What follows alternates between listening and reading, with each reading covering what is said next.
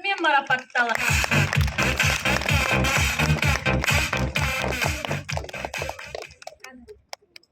Екінші Ә сынып оқушысы Жанкулова Назым өте жақсы оқыған үшін мақтау қағазымен марапатталады.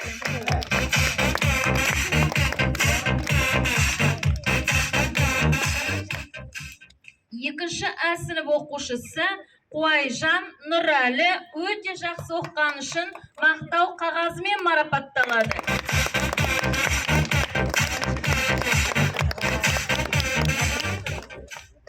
Екінші Ә сынып оқушысы Масутова Аяна өте жақсы оқыған үшін мақтау қағазымен марапатталады.